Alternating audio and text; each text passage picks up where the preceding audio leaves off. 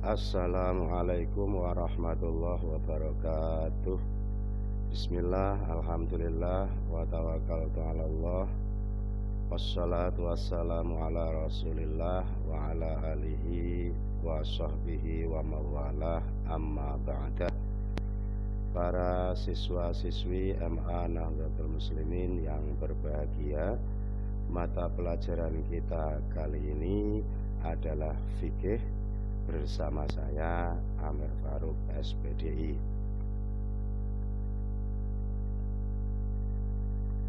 Sebelum kita masuk ke dalam pembahasan materi, ada baiknya kita mengetahui terlebih dahulu kompetensi dasar yang harus kita kuasai setelah kita mempelajari materi ini.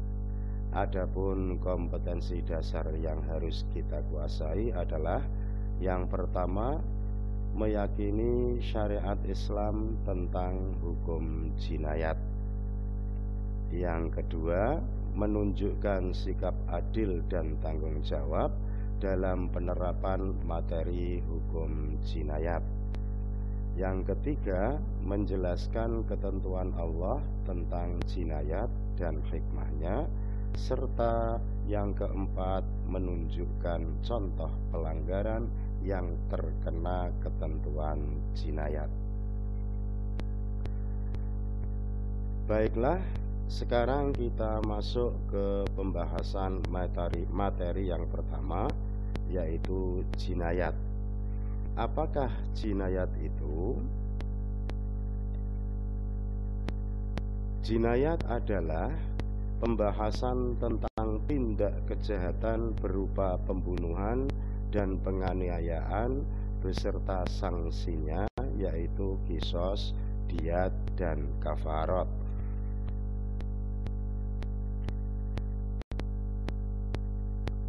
Yang pertama kita bahas adalah pembunuhan. Apakah pembunuhan itu? Pembunuhan adalah melenyapkan nyawa seseorang, baik dengan sengaja maupun tidak sengaja, baik dengan alat yang mematikan ataupun tidak mematikan.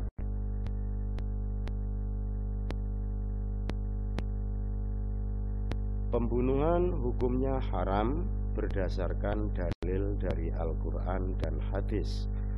Adapun dalil yang melarang membunuh dari Al-Quran adalah wala taqtulun nafsallati harramallahu illa bilhaq, dan janganlah kamu membunuh jiwa yang diharamkan Allah untuk membunuhnya melainkan dengan suatu alasan yang benar. Quran surat Al-Isra ayat 33. Juga dalil dari hadis al-qatilu wal maqtulu finnar, rawahul Bukhari wa Muslim. Pembunuh dan yang dibunuh masuk neraka. Hadis riwayat Bukhari Muslim. Pembunuhan itu ada beberapa kategori, yaitu yang pertama, pembunuhan dengan sengaja atau dalam bahasa Arab disebut qatlul amdi. Yang kedua, pembunuhan seperti sengaja yang dalam bahasa Arab disebut qatlu shibhil amdi. Dan yang ketiga adalah pembunuhan bersalah atau dalam bahasa Arab disebut qatlul khata'i.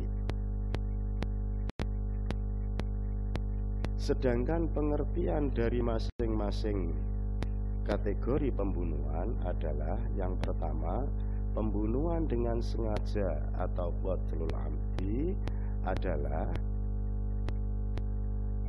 pembunuhan yang telah direncanakan atau diniatkan dengan menggunakan alat yang mematikan seperti senjata tajam, senjata api, batu besar, dan lain-lain. Yang kedua, pembunuhan seperti sengaja atau qatlu syibhil amdi Pengertiannya adalah pembunuhan yang dilakukan tanpa direncanakan atau diniatkan membunuh dan menggunakan alat yang biasanya tidak mematikan seperti kayu kecil, batu kecil, cambuk, dan lain-lain. Sedangkan yang ketiga, pembunuhan bersalah atau qatlul khoto'i adalah pembunuhan yang terjadi karena salah satu dari tiga kemungkinan. Yang pertama, perbuatan tanpa maksud jahat namun menyebabkan kematian seseorang, seperti bercanda tetapi teman bercandanya mati.